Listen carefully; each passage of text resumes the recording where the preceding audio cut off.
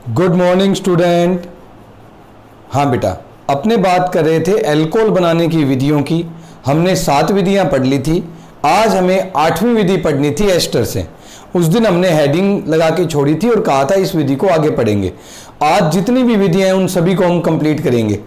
तो सबसे पहले बात करते हैं एस्टर से, ज़्यादा समय नहीं लेते हुए। एक बात और महत्वपूर्ण बेटा, आज का जो वीडियो है बेटा वो आपका 1 घंटे का होगा। आज फिजिक्स की क्लास आपके नहीं होगी, सिर्फ केमिस्ट्री का ही वीडियो आपके 1 घंटे का होगा। दूसरी महत्वपूर्ण बात और बेटा कि आपके आसपास जितने भी कोई साइंस लेने वाले विद्यार्थी हैं जिन्होंने 10th के एग्ज़ाम दिए हैं, ठीक है, या कोई रिश्तेदार हो, परिचित हो, चाहे कहीं का हो, अगर वो अपने ऑनलाइन क्लासेज लेना चाहता है तो उसे आप मेरे नंबर दे सकते हैं जिससे वो मुझसे कांटेक्ट कर लें। मैं उन्हें एक सूचना देना चाहता हूं कि कल अपने सोमवार से, यानी भाई सैटरडे को तो आज अपनी क्लास चल ही रही है, ठीक है, संडे की छुट्टी रहेगी, मंडे से 11th का एक नया बैच और स्टार्ट हो रहा है। तो जो भी बच्चे जुड़ना चाहते हैं उन सभी को आप कह दें कि वो मुझसे संपर्क कर लें ताकि उन्हें ऐप में जोड़ा जा सके और वो अपनी साइंस की क्लासेज ले सके। तो जो भी इंटेलिजेंट बच्चे हैं, जो भी साइंस लेने के इच्छुक आपके परिचित हैं, उन सबको ये सूचना जरूर दें बेटा, ठीक है। ओके बेटा, अब अपने पढ़ाई की बात करते हैं। देखो बेटा, अपने बात कर रहे थे एस्टर से। देखो एस्टर से में अपने बात करते हैं। एस्टर सबसे पहले तो कहते किसे हैं, पहले एक थोड़ा सा बात बता देता हूं बेटा। आपने पहले आ गया था कि कार्बोक्सिलिक अम्ल से H के स्थान पर कोई भी एल्किल समूह, मैथिल, एथिल, प्रोपिल, कोई सा भी आ जाए उसे हम एस्टर कहते हैं, ठीक है। ये सारे एस्टर हैं। एस्टर का करवाना है जल अपघटन, वो भी अम्लीय माध्यम में। किसी भी अम्ल की उपस्थिति में HCl ले लो, H2SO4 ले लो, तुम्हें जो अच्छा लगे वो एसिड ले सकते हो बेटा। अम्लों की उपस्थिति में इसका जल अपघटन करवाना है। जैसे ही हम इसका जल अपघटन करवाएंगे बेटा, बहुत इजी सी बात है, वही बात, HOS तोड़ने हैं। देखो अपनी बात करें, O पर ऋणावेश, C पर धनावेश, H पर धनावेश, O पर ऋणावेश। हाँ बेटा, एक बात और, अगर तुम टिक नहीं लगाते हो तब तो कहीं भी तोड़ सकते हो। अगर ये लाइन खींचते हो अभिक्रिया में तो ध्यान रखना हमेशा O C2H5 के साथ जाएगा। भी ध्यान रखना, ये O हमेशा C2H5 के साथ जाएगा और इसका कारण होता है एस्टरीकरण की क्रियाविधि। वैसे अपने सिलेबस में एस्टरीकरण की क्रियाविधि नहीं है, मगर एस्टरीकरण की अभिक्रिया जरूर है। 1 नहीं 3 बार है बेटा एस्टरीकरण की क्रिया। एल्कोहल में बनाने की विधियों के बाद जब रासायनिक अभिक्रियाएं पढ़ेंगे तब मैं तुम्हें समझाऊंगा कि एस्टरीकरण की क्रिया क्या होती है। तो अपने समझ लें सभी बच्चे एक बार दोबारा कि अपने एस्टर का क्या करवाना है, तुम्हें जल अपघटन करवाना है। जल अपघटन में एक बात अच्छे से ध्यान में रखोगे बेटा, O के साथ H भेजना है। अगर तुम लाइन खींच रहे हो तो, लाइन नहीं खींच रहे तो एक के साथ H और दूसरे के साथ OH जुड़ना है, कोई फर्क नहीं पड़ता। चाहे बंद यहां से तोड़ो चाहे यहां से तोड़ो। अरे भी जैसे तोड़ के दिखा देता हूं।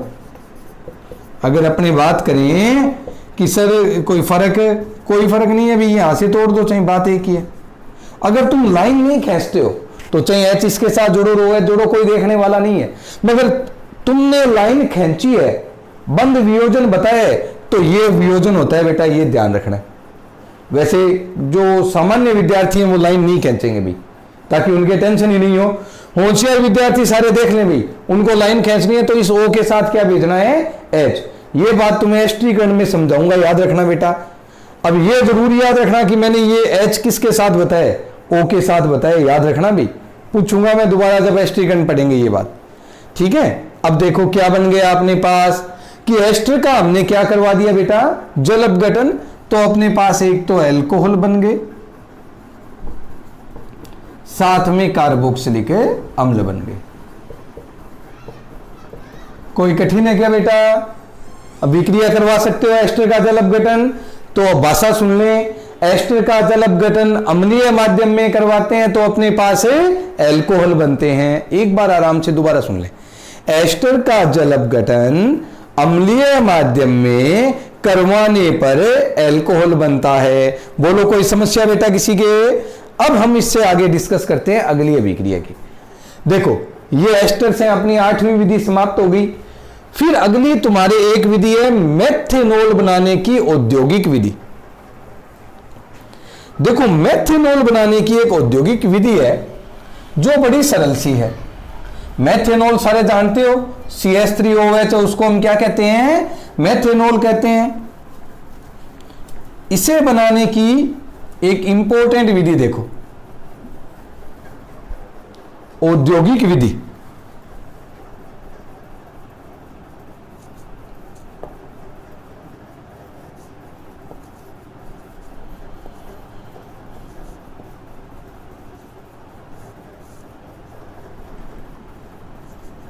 मेथेनॉल बनाने की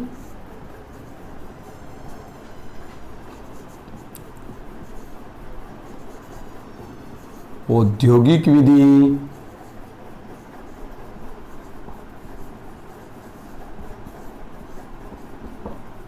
हाँ बेटा ध्यान से समझोगे।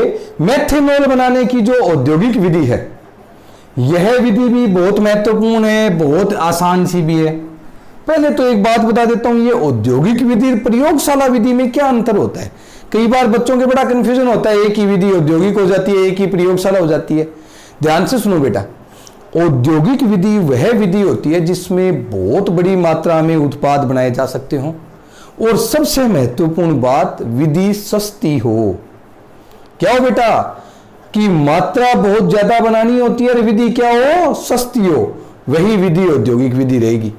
जबकि प्रयोगशाला विधि में क्या हो? मात्रा ज्यादा नहीं चाहिए, मगर मात्रा कैसी चाहिए? हमें 100% प्योर चाहिए। क्या चाहिए? 100% प्योर चाहिए। इसलिए कहते हैं प्रयोगशाला विधि कॉस्टली हो सकती है, कोई विशेष बात नहीं है, मगर प्रोडक्ट प्योर बनना चाहिए। जबकि औद्योगिक विधि में कोई माइनर सी कमी हालांकि रहती नहीं है, मगर रहे तो भी वो काम चल जाता है, परंतु होनी कैसी चाहिए? वो सस्ती चाहिए और ज्यादा मात्रा में बनाने वाली होनी चाहिए। तो औद्योगिक विधि क्या है इसकी? कि अपने कार्बन मोनोऑक्साइड और हाइड्रोजन, कार्बन के आंशिक ऑक्सीकरण द्वारा बनते हैं। ठीक है, क्या बनते हैं? कार्बन मोनोऑक्साइड और हाइड्रोजन। वैसे जल गैस नाम सुना है ना बेटा? इनका उत्प्रेरकी कहते हैं। वैसे कार्बन मोनोऑक्साइड का उत्प्रेरकी हाइड्रोजनीकरण कह सकते हो, वैसे जल गैस का संघनन कह सकते हो। किसकी उपस्थिति में? देखो उपस्थिति सुनना बेटा, चाहो तो कॉपर का ऑक्साइड ले सकते हो, जिंक का ऑक्साइड ले सकते हो, क्रोमियम के ऑक्साइड ले सकते हो। उच्च ताप व दाब। क्या क्यों बेटा? उच्च ताप और दाब। लगभग 573 केल्विन ताप होता है, 200 वायुमंडलीय दाब होता है तुम्हारे। तो कार्बन मोनोऑक्साइड का हाइड्रोजनीकरण करवाना है कॉपर, जिंक या क्रोमियम ऑक्साइडों की उपस्थिति में। बेटा संघनन होता है, हाइड्रोजन जुड़ते हैं और क्या बन जाता है तुम्हारे? मेथेनॉल। ये औद्योगिक विधि है, बस इतनी। बोलो कोई कठिन है क्या? दोनों जुड़े। देखो कार्बन मोनोऑक्साइड का हाइड्रोजनीकरण करा दिया, या तुम ये कह सकते हो जल गैस है, उसके मिश्रण को संघनित किया किसकी उपस्थिति में? Copper oxide, zinc oxide, chromium ऑक्साइडों की उपस्थिति में, और क्या बन गया? अपने मेथेनॉल बन गया बेटा। क्या बन गया? मेथेनॉल। बोलो कोई दिक्कत बेटा किसी के? समझ गए सारे ये बात? एक बार वापस सुने बेटा, भाषा क्या लिखोगे? कार्बन मोनोऑक्साइड का हाइड्रोजनीकरण कॉपर, जिंक या क्रोमियम ऑक्साइड की उपस्थिति में उच्च ताप दाब पर करवाने से मेथेनॉल बनता है। यह मेथेनॉल बनाने की औद्योगिक विधि है। ठीक है बेटा, एक बार वापस भाषा सुन लें सभी बच्चे कि कार्बन मोनोऑक्साइड का हाइड्रोजनीकरण कॉपर, जिंक या क्रोमियम के ऑक्साइडों की उपस्थिति में उच्च ताप दाब पर करवाने पर मेथेनॉल बनता है। यह मेथेनॉल बनाने की औद्योगिक विधि है। बेटा ये जो मेथेनॉल है ना, इसे कास्ट स्प्रीट भी कहते हैं। क्या कहते हैं इसको? कास्ट स्प्रीट भी कहते हैं। क्यों कहते हैं? क्योंकि यह लकड़ी के बंजन आसवन से मिला था। किससे मिला था बेटा? लकड़ी के भंजन आसवन से मिला था, इसीलिए इसको क्या कहते हैं? अपने कास्ट स्पिरिट कहते हैं। क्लियर है बेटा? ये तुम्हारे बनाने की विधि हो गई है 9 नंबर। अब तुम्हारे अल्कोहल बनाने की मैं तुम्हें लास्ट विधि बता रहा हूं तुम्हारे सिलेबस की, बहुत ही महत्वपूर्ण है। नाम होता है किण्वन। देखो बायोलॉजी वाले जो बच्चे हैं ना, उनका तो इस विधि का नाम सुना हुआ होता है भाई, क्योंकि वो तो कई बार ये नाम सुनते हैं। बाकी मैथ वालों का काम इस विधि से कभी पढ़ता नहीं है, क्योंकि वो किण्वन शब्द भी नहीं सुनते। 10वीं तक सुना है हमने किण्वन, उसके बाद काम पढ़ा ही नहीं के। तो सुने बेटा, लास्ट विधि 10 नंबर,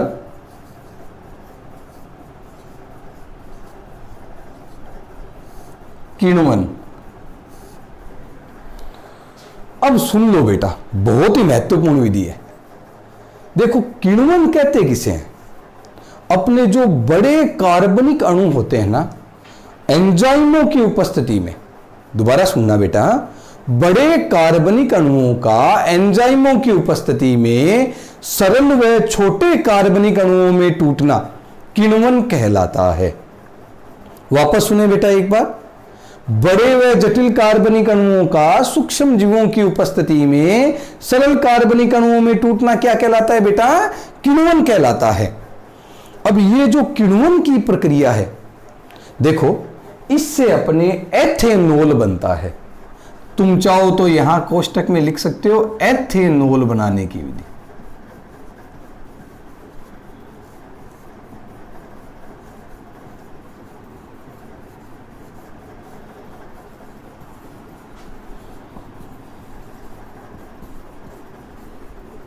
हाँ भाई, एथेनॉल नाम सबने सुन रखा है, पुराने समय से ही भारत में बड़ा चलन में है। ठीक है, लॉकडाउन में तो अभी सरकारों ने कहा अर्थव्यवस्था का स्तंभ हो रहा है, ये अगर नहीं बिके तो उनकी अर्थव्यवस्था ही नहीं चलेगा। बड़ा विचारणीय बिंदु है, मगर चलो हमें उस पर विचार नहीं करना। हमारे लिए मुख्य मुद्दे की बात क्या है कि भारत में बड़े प्राचीन समय से, यानी राजा महाराजा थे उस जमाने से एथेनॉल प्रचुर मात्रा में काम आता है। अब ये एथेनॉल आता तो है, मगर वो बनता कैसे है? अपने एथेनॉल बनाने की सबसे पुरानी और प्राचीन विधि किण्वन ही रही है। ठीक है, भारत में सर्वाधिक मात्रा में एथेनॉल किण्वन की विधि से बनता है। यानी एथेनॉल से यहां तात्पर्य है शराब से। किससे बेटा? शराब से। और यह शराब बनाने की भारत की सबसे प्राचीन विधि है। तो अब मैं तुम्हें यह विधि सिखाऊंगा कि कैसे बनानी है। अप्लाई नहीं करनी है अपने को किसी को, घर पे सीखनी है कि विधि में वास्तविकता में कैसे बनता है। कोई कहते हाँ सर अब घर पे बनानी है क्या? बनानी नहीं है, हमें सिर्फ ये सीखनी है, पता लगाना है कि भाई एथेनॉल बनता कैसे है। कहीं कल ही कह दो सर ने सिखाया है कि ये एथेनॉल बना के देखो, घर वाले कहते हैं गुरुदेव ये क्या बता दिया क्या? अरे भाई ये तुम्हारे सिलेबस का हिस्सा, इसलिए सिर्फ सीखना है, तुम्हें बनाना नहीं है। सुने भाई, देखो एथेनॉल बनाने की तुम्हारे किण्वन की क्रिया में 2 तरीके हैं। पहला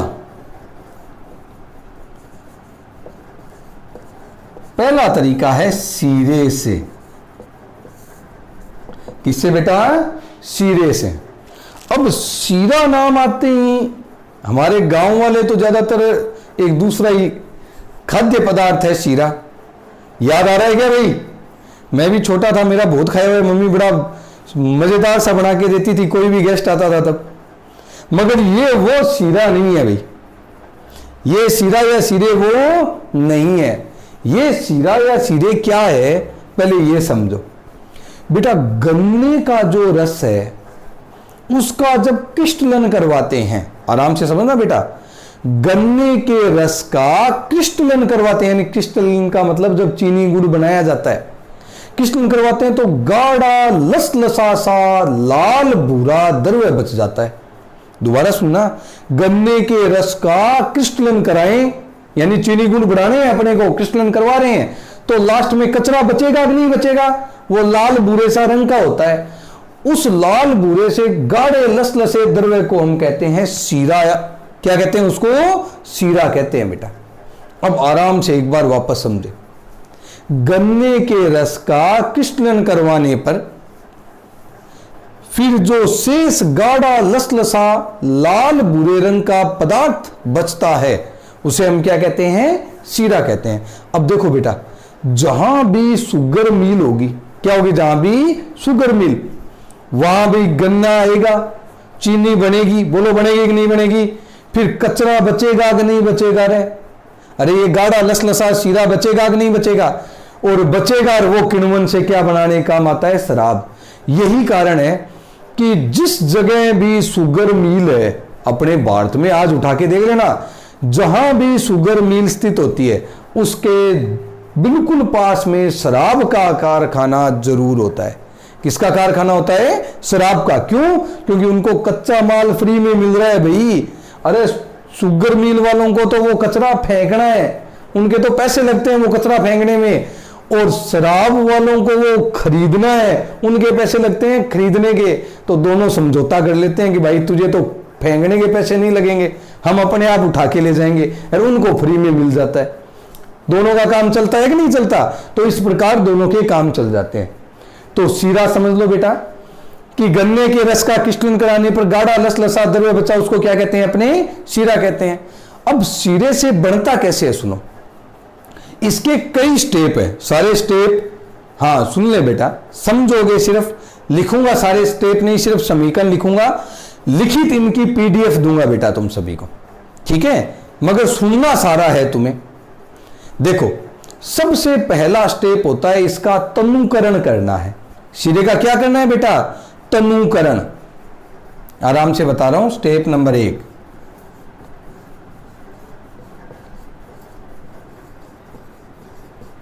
पहला स्टेप तनुकरण। तनुकरण कैसे करते हैं? सिंपल सी क्रिया ध्यान रखनी है। देखो, एक एक चीज से याद रह जाएगा। पानी मिलाना है। क्या करना है बेटा? पानी मिलाना है। भाई तनु करना है तो क्या करना है? पानी।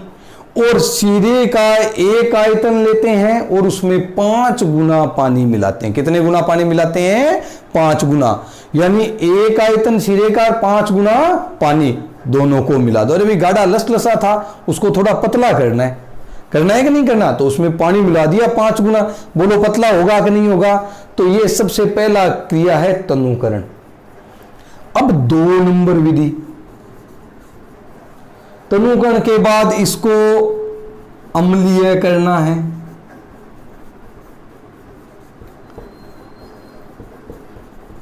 क्या करना है बेटा? अम्लीय करना है। और अम्लीय करने के लिए इसमें हमें अम्ल मिलाना है, ठीक है? और इसको अम्लीय क्यों करते हैं पहले ये और सुन लो। तनु करने के बाद इसे अम्लीय, ये अम्ल क्यों मिलाते हैं जिससे ये अम्लीय हो जाए?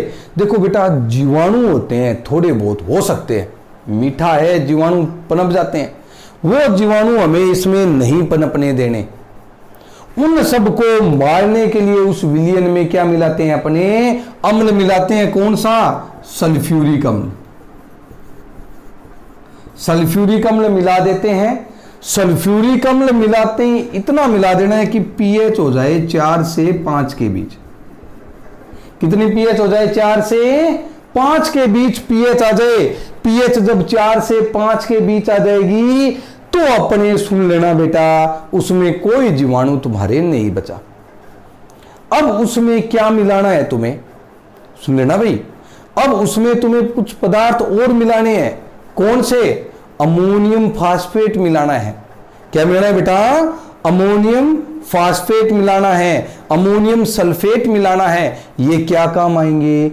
आगे हमें इसमें खमीर मिलाना होता है। उस खमीर के लिए ये भोजन होंगे। कौन कौन से? अमोनियम फास्फेट है, अमोनियम सल्फेट है। ये दोनों मिलाने, ज्यादा दूर नहीं है, थोड़ी थोड़ी मात्रा में डाल देना है, ठीक है? एक बात और, किसी ने अगर देखा हो तो वो जड़ें मिलाते हैं कुछ पौधों की। वो इसीलिए मिलाते हैं, वो जड़ें क्या करती हैं? अरे उसमें नाइट्रोजनिक पदार्थ होते हैं, यही अमोनियम फास्फेट, अमोनियम सल्फेट, वो उन जीवाणुओं का भोजन है। तो ये वही है बेटा, समझ गए। तो सबसे पहले क्या करना है, तनुकरण, फिर अम्ल मिलाना है जिससे पीएच कितनी हो जाए, 4 से 5 हो जाए। उसके बाद में क्या मिलाना है, अमोनियम फास्फेट और थोड़ा सा अमोनियम सल्फेट मिला देना है। अब अगला स्टेप,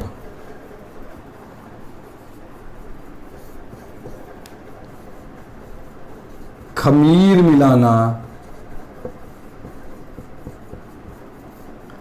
देखो बेटा, उस विलयन में तुम्हें अब क्या करना है, खमीर मिलाना है। खमीर मिलाने के लिए क्या करना है, एक लकड़ी का पात्र लेते हैं। किसका पात्र लेते हैं, लकड़ी का, कई जगह मिट्टी का भी ले लेते हैं, तुम्हें बता दूं। अब लकड़ी के पात्र में ले लिया, उस विलयन को भर दिया अच्छे से। जैसे ही विलयन भर दिया, फिर उसमें खमीर डाल दो। क्या डाल दो, उसको खमीर डाल दो। और उपयुक्त तापमान, यानी अपने कमरे का सा तापमान 25 से 30 डिग्री, भाई कमरे का सा तापमान लगभग 25 से 30 डिग्री, उस तापमान पर उसको छोड़ दो। क्या कर दो, खमीर मिला दो और 25 से 30 डिग्री तापमान पर कुछ दिन उसको छोड़ दो। कुछ दिन अपने जब उसको छोड़ेंगे तो क्या होगा, खमीर के जो बैक्टीरिया हैं वो धीरे धीरे क्या करेंगे, अमोनियम फास्फेट को इनको खाएंगे तो वो उसमें बढ़ेंगे तो अपने शीरे में एक पदार्थ होता है, कौन सा भाई, सुक्रोज। ध्यान से सुन लेना भाई, गन्ने का रस है, यानी उसमें सर्वाधिक मात्रा में क्या होता है बेटा, सुक्रोज होता है। वो सुक्रोज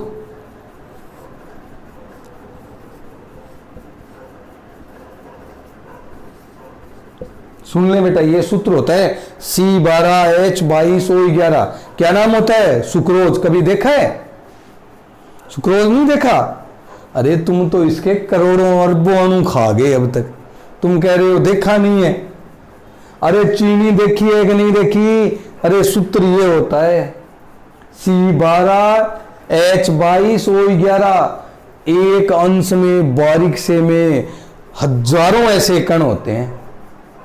अब तुम सोच लो कितनी चीनी खा रहे हो और कितने कार्बन खा रहे हो। अब पता लग रहा है क्या कितने कार्बन शरीर में जा रहे हैं? ये लगातार सांस ले रहे हो ना, क्या O2 लिए जा रहे हैं, CO2 छोड़े जा रहे हैं, वो यहीं से आ रही है। अपने खाए जा रहे हो ना, उसी से आ रही है, कहीं और से नहीं आ रही है कि अपने शरीर में कहीं कार्बन की फैक्ट्री लगी हो। अरे खाने वाली कार्बन है, वही सारी बाहर आ रही है बेटा। अब सोच लेना शरीर में कितनी है कि जब तक जियोगे ना तब तक चलती जानी है, कभी रुकेगी नहीं। रुकेगी तब तुम्हें बोलोगे नहीं। तो बेटा C12H22O11 ये अपने सुक्रोज का सूत्र है बेटा। ये सुक्रोज किसमें, अब सुन लेना बेटा, आपने बात कर रहे थे खमीर मिला दिया, लकड़ी का पात्र है, कमरे के ताप पर छोड़ दिया, तो धीरे धीरे जो शीरे के अंदर सुक्रोज है, इस खमीर के अंदर एक एंजाइम होता है इन्वर्टेज।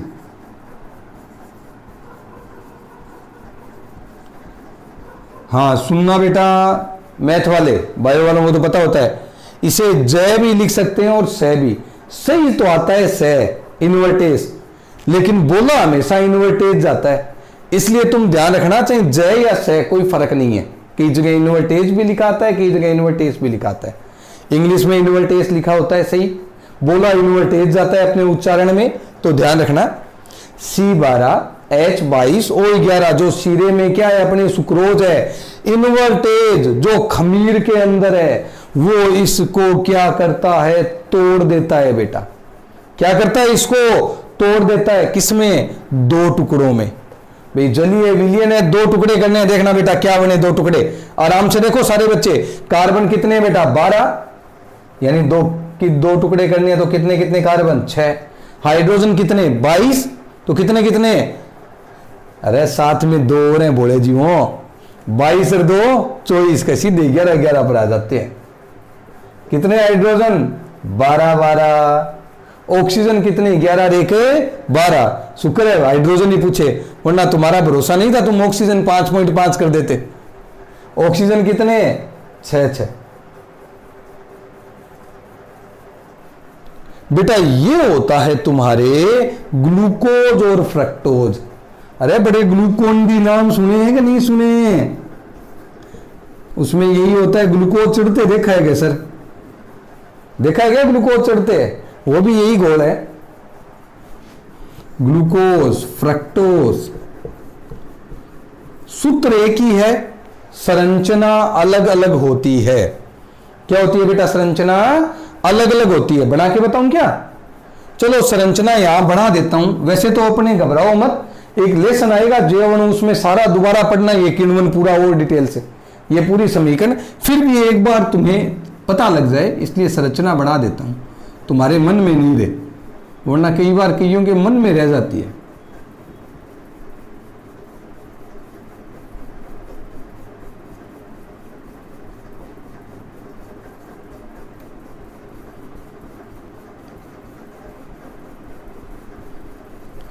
ये मासूम सी संरचना है ग्लूकोज की। किसकी है बेटा? ये ग्लूकोज की है। अब कईयों को मासूम नहीं लगती, लो फ्रक्टोज और बना देता हूं।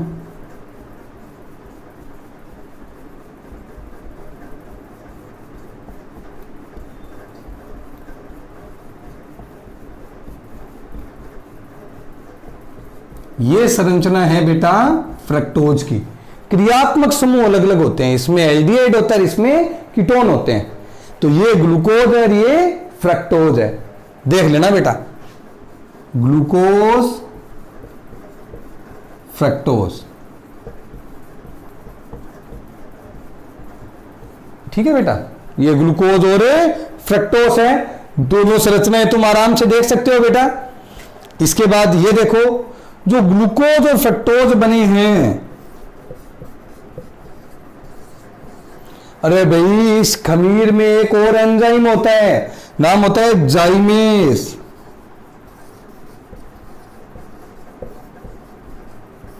और जाइमेस एंजाइम की उपस्थिति में इसका आगे सरलीकरण या विघटन होता है।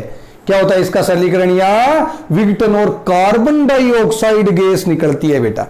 कौन सी गैस निकलती है? कार्बन डाइऑक्साइड गैस निकलती है। आराम से समझोगे बेटा। क्या होता है यहां पर कि जो जाइमेस एंजाइम है, कहां था? खमीर में था। इस जाइमेस एंजाइम की उपस्थिति में जो तुम्हारे ग्लूकोज फ्रक्टोज हैं उनका किण्वन होता है और CO2 गैस फ्री होती है। कौन सी गैस है? CO2 गैस फ्री होती है और वहां पर एथेनॉल बन जाता है। दोनों एथेनॉल के और तुम्हारे CO2 फ्री। आराम से सुनना बेटा, यही टूटा है, 2 CO2 हटा दो, फिर यही बनेगा एथेनॉल। ठीक है? तो दोबारा सुन लेना, खमीर मिलाने वाला पद। अरे अभी तो पद चल रहे हैं, खत्म नहीं हुए हैं। खमीर मिलाया था, किस में मिलाया था खमीर? अपने अम्ल मिलाने के बाद जो सिरे का जलीय तनु विलयन था, अम्लीय हो चुका था जो H2SO4 के कारण, जिसमें अमोनियम फास्फेट अमोनियम सल्फेट मिले हुए थे, खमीर मिलाया तो जीवाणु पनपे।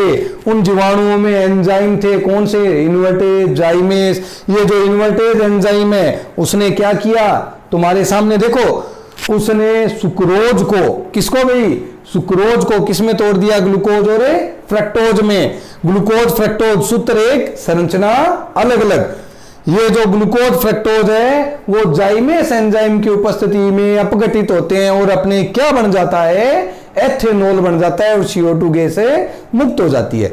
बेटा ये जो एथेनॉल बनता है, ठीक है, यानी विलियन में जो एथेनॉल मिला बना है ना अपने पास, उसमें एथेनॉल की मात्रा होती है 10 से 15%।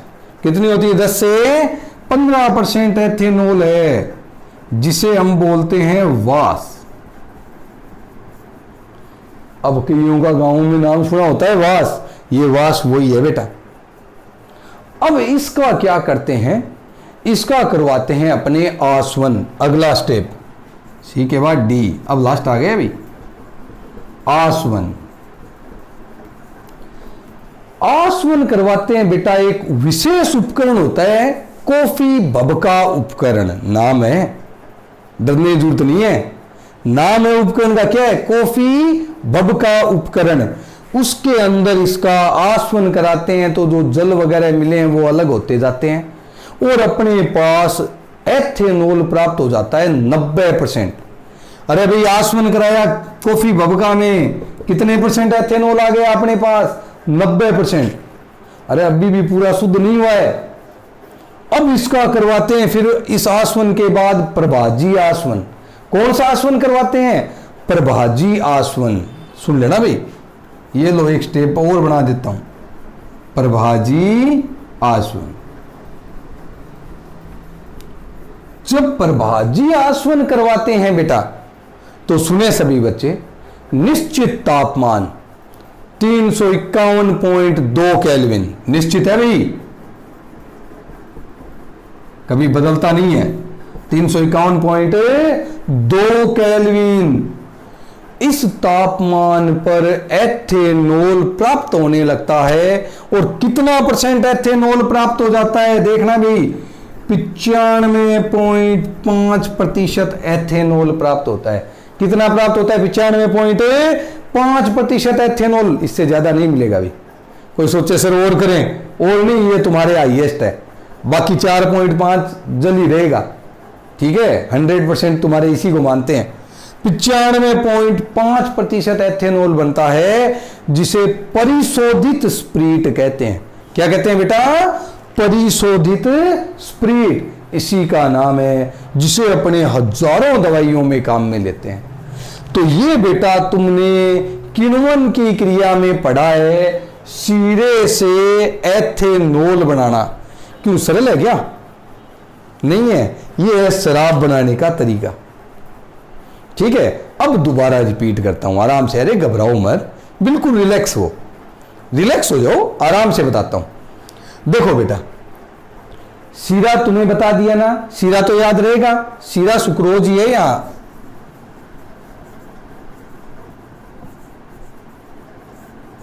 यहां शीरे से मतलब किससे है? सुक्रोज से। सुक्रोज दोबारा समझा देता हूं बेटा एक बार तुम्हें, कि भाई जब गन्ने के रस का क्रिस्टलन करवाते हैं ना, तो गाढ़ा लसलसा लाल भूरा सा पदार्थ बचता है एकदम, उसको क्या बोलते हैं? अपने शीरा बोलते हैं।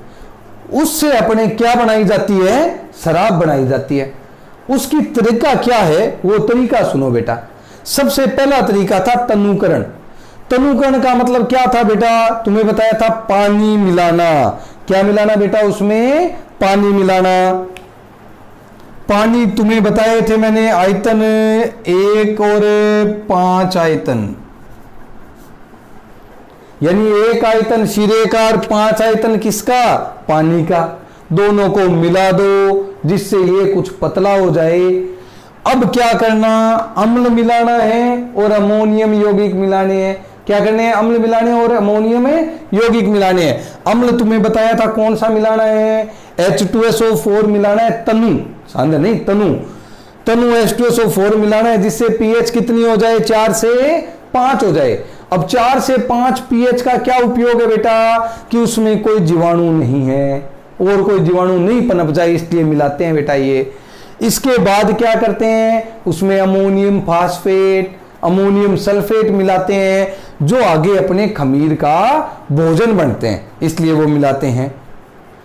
अब सुनो, खमीर क्या है भाई? एक खमीर पदार्थ है जिसमें तुम्हारे जीवाणु पनपने हैं, ये जीवाणु हैं, उनका समूह है। अब ये खमीर है, वो कैसे मिलाया जाता है? आराम से सुनो। एक लकड़ी का पात्र लेते हैं, उसमें ये सारा विलयन भर दिया, फिर ये खमीर के टुकड़े डाल दिए, फिर उसको लगभग 25 से 30 डिग्री तापमान पर छोड़ दो 2, 3, 4, 5 दिनों के लिए।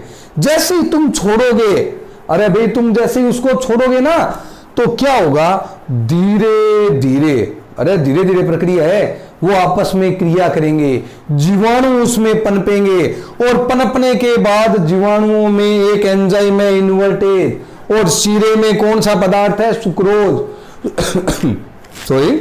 सुक्रोज है, वो इन्वर्टेज एंजाइम की उपस्थिति में अपघटित होता है और क्या बनाता है बेटा? ग्लूकोज और फ्रक्टोज बनाता है। ये ग्लूकोज और फ्रक्टोज जो बने हैं बेटा, ठीक है, दोनों में संरचना का अंतर है, बाकी बराबर कार्बन हाइड्रोजन ऑक्सीजन है, दोनों बने हैं। ये ग्लूकोज फ्रक्टोज जाइमेस एंजाइम की उपस्थिति में अपघटित होते हैं। ये जाइमेस भी इसी में है, खमीर में, और किस में बदल जाते हैं? एथेनॉल में और CO2 में बदल जाते हैं बेटा, याद रह जाएगा। ठीक है, और यहां तुम्हें बताया था एथेनॉल कितना होता है? 10 से 15%, और जिसको नाम क्या होता है? वाश होता है। फिर तुम्हें क्या करवाना है? इसका आसवन। कौन से उपकरण में आसवन करवाना है? कॉफी भभका उपकरण में। कौन से उपकरण में? कॉफी भभका उपकरण में करवाना है, जिससे 90% क्या प्राप्त हो जाता है? एथेनॉल। फिर उसका क्या करवाना है? प्रभाजी आसवन। प्रभाजी स्तंभ होते हैं उनके अंदर। फिक्स कितने केल्विन पर? 351.2 केल्विन पर तुम्हारे एथेनॉल प्राप्त होता है। कितना? 95.5%। कितना भाई? 95.5, 95.5% शुद्ध एथेनॉल, जिसे हम बोलते हैं परिशोधित स्प्रीट। बेटा 1 नंबर का बढ़िया प्रश्न कई बार ये पूछ लेते हैं, परिशोधित स्प्रीट किसे कहते हैं? जब अपने एथेनॉल का प्रभाजी आसवन कराते हैं तो 351.2 केल्विन पर तुम्हारे 95.5% शुद्ध एथेनॉल बनता है, जिसे हम क्या कहते हैं? परिशोधित स्प्रीट कहते हैं। बोलो कोई समस्या बेटा? क्लियर है ये बात? अरे क्लियर है ये बात? ठीक है, ये तुम्हारे पहली विधि हो गई है बेटा सीरे से। किससे हो गई है बेटा? किण्वन में सीरे से। अब 2 नंबर विधि पढ़ेंगे, आराम से देख लो, समीकरण देख लो, इन्वर्टेज एंजाइम देख लो, जाइमेज। एक बार तो बोर्ड एग्जाम में सिर्फ इन एंजाइमों के नाम पूछे हैं बेटा। हिंदी में लिखा हुआ था सुक्रोज से ग्लूकोज बना, ग्लूकोज से एथेनॉल बना, एंजाइम के नाम लिखो 1 नंबर में। अब कई सोचते हैं बड़ा सरल पूछा था, ये जब अपने आते हैं तो सरल ही आते हैं, तुम्हें बता दूं। अगर थोड़े से कंफ्यूज नहीं हो तो प्रश्न बड़े सरल सरल आते हैं भाई। ठीक है, तो इंपॉर्टेंट है, आराम से देखना। ये जो वर्णन मैंने बोला है उसकी सबको PDF मिल जाएगी बेटा, बाकी सारे बच्चे समझ लें।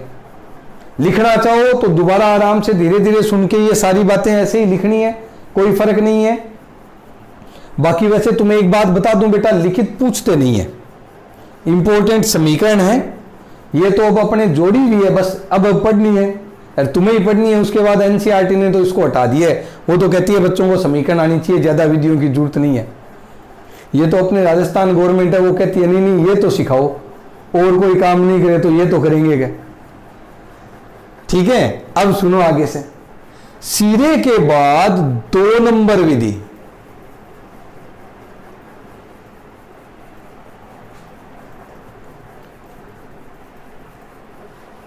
दो नंबर विधि सुनो बेटा।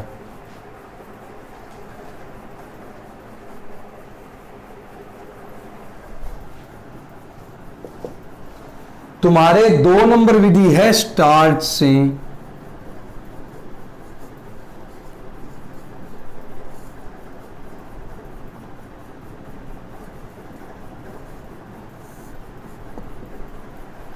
बेटा पहले तो ये पता होना चाहिए कि ये स्टार्च क्या होता है। कई बार बच्चे बड़े गड़बड़ कर देते हैं, स्टार्च वाले पदार्थ कौन से हैं? तो तुम्हें बता दूं जो तुम्हारे सबसे ज्यादा काम आते हैं, आलू, चावल, गेहूं। ठीक है, इन सब में प्रचुर मात्रा में स्टार्च होता है।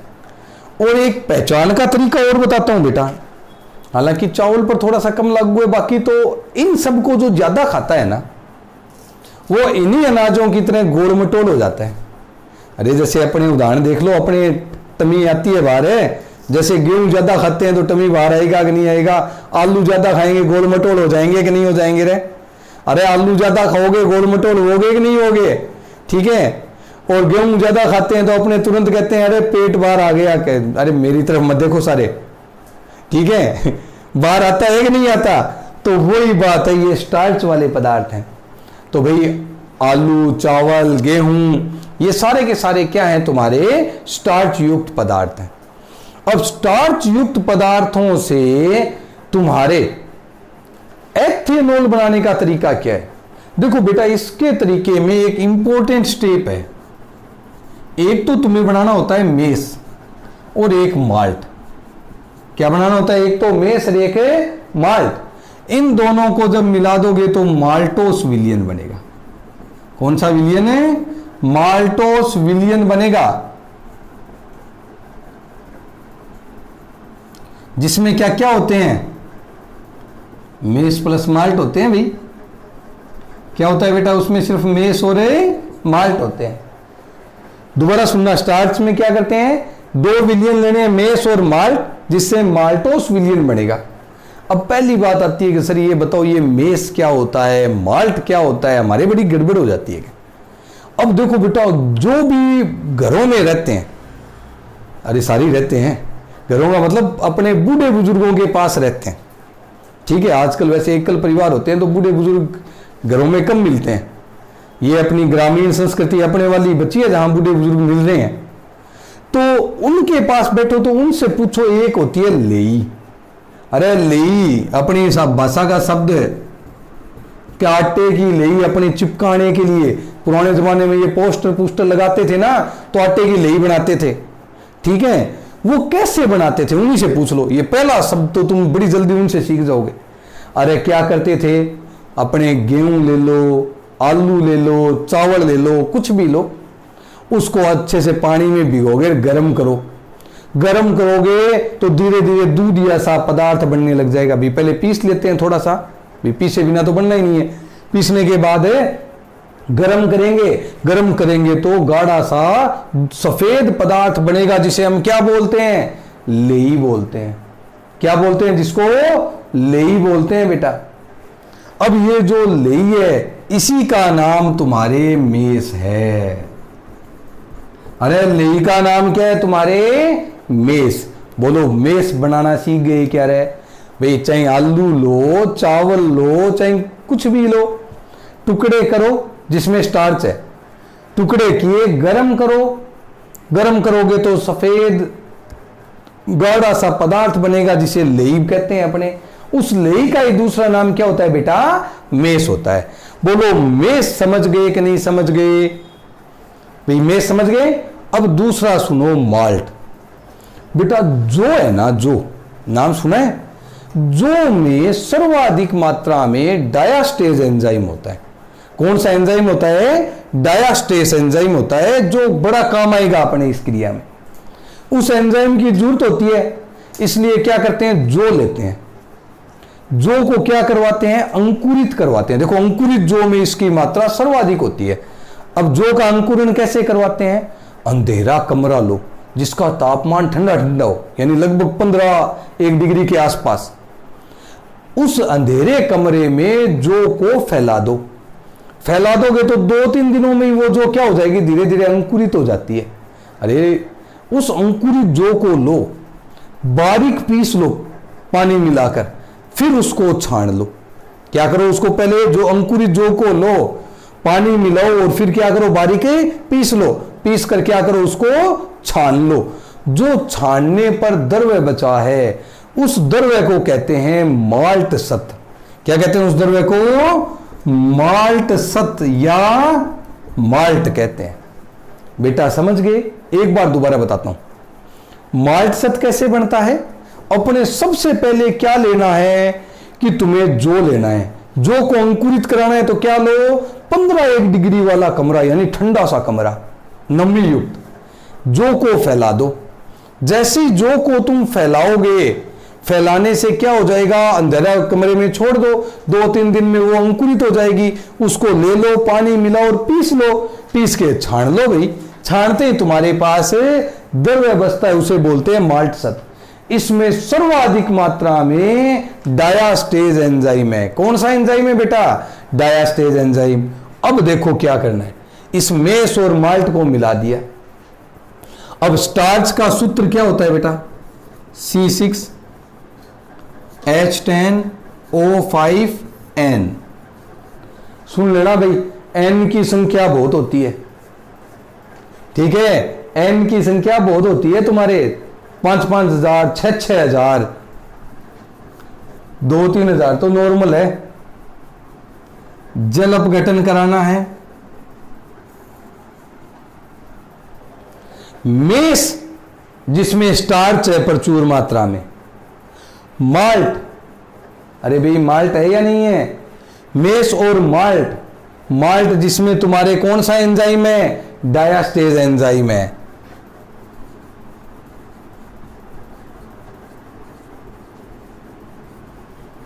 ये डायास्टेज एंजाइम मिला दिया, ये इसका जल अपघटन कराएगा। अरे भाई आलू अगर तुम खा रहे हो ना, वो सुन ले सभी बच्चे, आलू के एक छोटे से टुकड़े में ही हजारों से हजारों क्या लाखों कार्बन होते हैं, देख लेना भी। दोबारा खाओ तब ध्यान रखना एक आलू में, ठीक है? ये कार्बन बड़ी तादाद में होते हैं आलू में।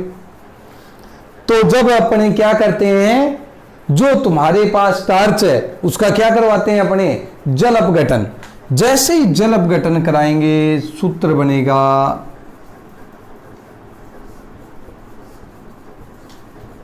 C12H22O11N। N का मतलब एक से लेकर अनंत तक कितने? नाम होता है माल्टोस। क्या नाम होता है बेटा? माल्टोस। वही संरचना का अंतर है, सूत्र सुक्रोज वाला ही है, सूत्र सुक्रोज वाला ही है। अब एक बात सुनो, कई बार बैठे बैठे बच्चों के ये समस्या आती है। जैसे मैं जब पढ़ता था तब मेरे भी एक समस्या आ जाती थी, मुझको सर देखो जल अपघटन करवा रहे हैं। अरे करवाया है ना भाई, और जल अपघटन कराया, टुकड़े कर दो। मैंने क्या कहा? जल अपघटन कराओ और क्या कर दो? टुकड़े कर दो। हाँ भाई सर कर दिए थे टुकड़े। अब कह रहा हूं जल अपघटन कराओ और जोड़ दो। क्या सर ये तो जल अपघटन ही ले बैठेगा क्या? हमें क्या पता कब जुड़े और कब टूटे? क्यों कंफ्यूजन होता है क्या? दोबारा देखो, अरे यहां जल अपघटन कराया, तोड़ा है कि नहीं तोड़ा? यहां जल अपघटन करा रहा हूं, दो अणु जुड़ रहे हैं। अरे जुड़ रहे हैं कि नहीं जुड़ रहे? तो जल अपघटन अलग थोड़ी हो गया भाई। तो मेरी बात समझो बेटा, ये अणु बहुत बड़ा है, यहां भी अणु टूटा, ये जुड़ा नहीं है कहीं भी। अरे कहीं भी अणु जुड़ा नहीं है, ये अणु बहुत बड़ा है, उसके हमने छोटे छोटे टुकड़े ही किए हैं, दो दो साथ में जॉइंट। जॉइंट का मतलब ऐसा नहीं है ये आगे से आगे 1 2 3 4 ऐसे खूब सारे जुड़े हुए हैं, उनको हमने तोड़ा है। यहां भी क्या किया? उनको तोड़ा ही है बेटा, ठीक है? संरचना आएगी इन सब की अपने सिलेबस में, जैव अणु में। तो वहां पर क्या बना? माल्टोस बना है। दो अणु जोड़ना देखा, आराम से देखो, बड़ा सरल। कार्बन 12, हाइड्रोजन 20 और 2 22, ऑक्सीजन 10 रह के 11। अब देखो ये स्टेप यहां तक तो तुमने पढ़ ही लिए सारे, माल्टोस बन गया। अगले स्टेप वही शुरू हो जाते हैं वापस। जब तुम्हारे पास मेस और माल्ट मिलाते हैं तो जो डायास्टेज एंजाइम है वो माल्टोस बना देता है। ये लिखा था ना मैंने, माल्टोस विलियन, वो माल्टोस बना देता है। माल्टोस का सूत्र यही है कि नहीं है? अब इस माल्टोस विलियन में तुम्हें खमीर मिलाना है बेटा। क्या मिलाना है बेटा तुम्हें? खमीर। खमीर मिलाओगे तो खमीर में एक एंजाइम और होता है माल्टेज, जिसे लिखते हैं सह है, बोलते जाए हैं माल्टेज एंजाइम या माल्टेस एंजाइम। ये माल्टेस एंजाइम फिर इसको तोड़ेगा। तोड़ेगा तो क्या बनेंगे भाई? बच्चे फिर वही बोलते हैं ग्लूकोज फ्रक्टोज। अरे नहीं भाई, अब की बार सिर्फ क्या बनते हैं? ग्लूकोज। सर पहले बनाए थे, अरे भाई सूत्र तो सेम ही है, लेकिन दोनों ग्लूकोज क्यों बने? वो इसकी संरचना के कारण। अब की बार सुक्रोज नहीं है, क्या है अपने पास? माल्टोस है। हाँ बेटा, संरचना की टेंशन मत लेना, प्रत्येक बच्चे को ये संरचना सिखा दूंगा, भरोसा रखो आराम से। प्रत्येक एवरीवन बच्चे को ये संरचनाएं बनानी आएंगी, ये भरोसा रखो, ठीक है? तो माल्टोस है, जल अपघटन कराया, कौन से एंजाइम? Maltase enzyme. तो क्या बन गए? ग्लूकोज। ग्लूकोज वही जाइमेस एंजाइम की उपस्थिति में एथेनॉल बना, ठीक है?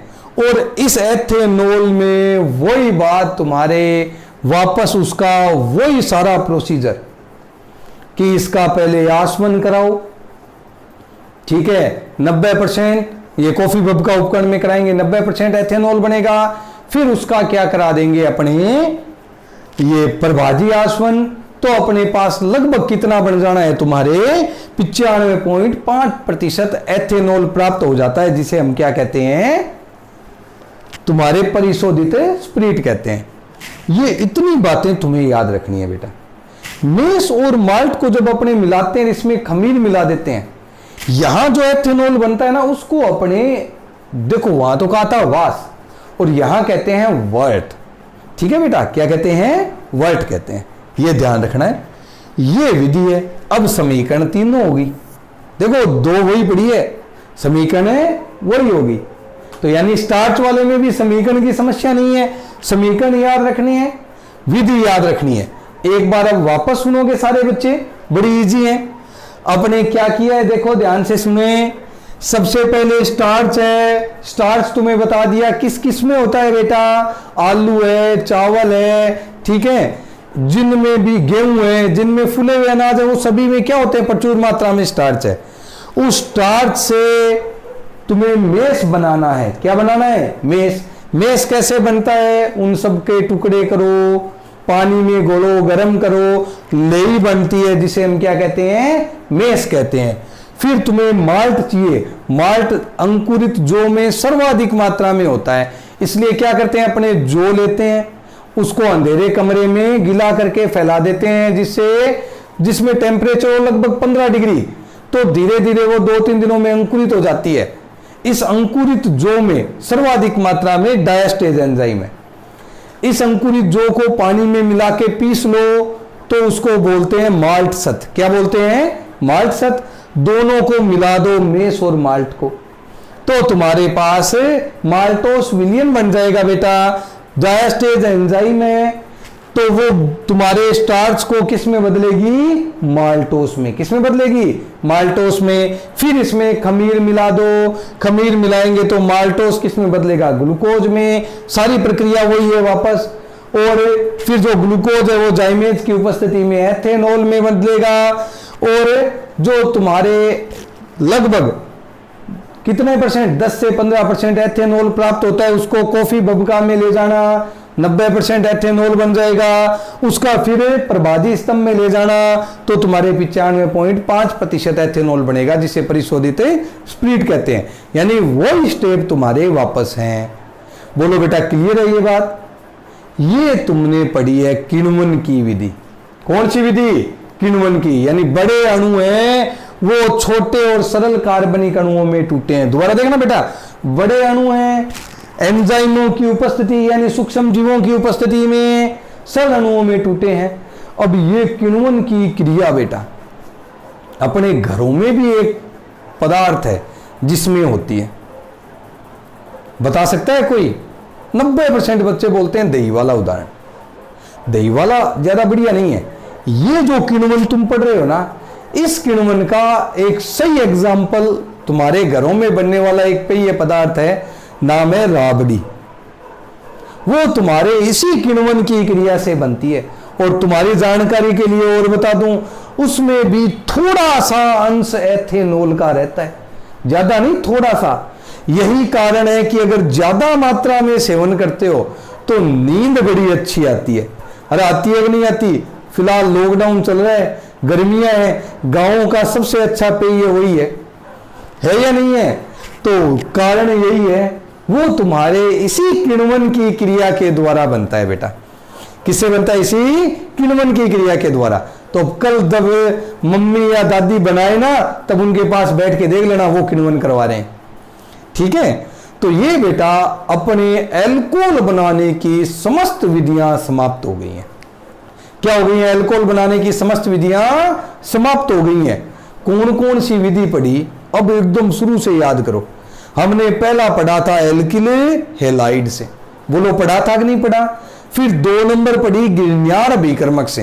गिरण्यार अभिकर्मक में प्राथमिक, द्वितीयक, तृतीयक तीनों प्रकार के अल्कोहल हमने बनाए थे। बोलो, याद आ रहा है कि नहीं आ रहा? अरे भाई, गिरण्यार अभिकर्मक में प्राथमिक अल्कोहल की 3 थी, द्वितीयक अल्कोहल की 2 थी और तृतीयक अल्कोहल की तुम्हारे 4 विधियां थी। फिर तुमने पढ़ी थी कार्बोनिल यौगिकों से। पढ़ी थी या नहीं पढ़ी थी? ठीक है, जिसमें एल्डिहाइड और कीटोन का आप चयन पढ़ा था। उसके बाद पढ़ा था कार्बोक्सिलिक अम्ल व उसके व्युत्पन्नों से अल्कोहल बनाए थे या नहीं बनाए थे? ठीक है। उसके बाद तुमने कौन सी विधि पढ़ी थी? अरे भाई, उसके बाद एल्कीनों से पढ़ी थी, ईथर से पढ़ी थी, एस्टर से पढ़ी थी, अरे पढ़ी थी या नहीं पढ़ी थी, औद्योगिक विधि पढ़ी थी, एमीन से पढ़ी थी, अल्कोहल बनाना, और एक किण्वन पढ़ी थी अपने। अरे पढ़ी है कि नहीं पढ़ी? ये 10 विधियां तुम्हारे सिलेबस में हैं जो तुम्हें ध्यान रखनी है बेटा। इतनी बात क्लियर है? आज तुम अल्कोहल बनाने की सभी विधियों को अच्छे से देखोगे। कल संडे है, पूरा उपयोग करोगे संडे का बेटा। सारी विधियों को दोबारा रिवाइज करोगे, कोई भी विधि तुम्हारे बाकी नहीं रहनी चाहिए। अगर किसी बच्चे के किसी विधि में डाउट हो, वो मुझसे दोबारा संपर्क करेगा बेटा। अब इसके बाद हम पढ़ेंगे भौतिक गुण। अल्कोहल के कौन से गुण पढ़ेंगे बेटा? भौतिक गुण पढ़ेंगे। अब भौतिक गुण जो है ना, उनको पढ़ने से पहले तुम्हें एक चीज समझनी होगी बेटा, हाइड्रोजन बंध। नाम सुना है कि नहीं सुना बेटा हाइड्रोजन बंध का? सुना है? बिल्कुल, अपने हाइड्रोजन बंध आया था, जल में पढ़ा था हमने। जब हाइड्रोजन वाला लेसन था उसमें हमने पढ़ा था कि जल के अणुओं के बीच में हाइड्रोजन बॉन्ड होता है। बोलो, पढ़ा था कि नहीं पढ़ा था? तो यही हाइड्रोजन बॉन्ड है, वो उसको पढ़ना है। कहते किसे हैं? अरे 2 अधिक विद्युत अणुओं के बीच हाइड्रोजन, एक के साथ सहसंयोजक बंध और दूसरे के साथ स्थिर विद्युत आकर्षण, जिसको क्या बोलते हैं अपने? हाइड्रोजन बंध बोलते हैं। हमें पहले वो समझना है। अल्कोहल के भौतिक गुण तभी समझ में आएंगे बेटा जब हाइड्रोजन बंध अच्छे से समझ में आए। तो पहले तुम्हें विस्तार से भौतिक गुण बताने से पहले अपने सोमवार की क्लास में पहले सभी को हाइड्रोजन बंध समझाऊंगा, इसके उदाहरण समझाऊंगा, ताकि तुम आगे अल्कोहल वाले भौतिक गुण बड़े जल्दी से समझ सको। ठीक है बेटा, आज के लिए इतना बहुत है। ठीक है, सभी विधियों को रिवाइज करोगे। कल संडे का समय है, उसको उपयोग में लेना है, बिल्कुल भी खराब नहीं करना। समझ गए? सभी 10 की 10 विधियां पढ़ोगे। अगर कहीं भी कोई डाउट हो वो मुझसे कंफर्म करोगे। ठीक है? ओके बेटा।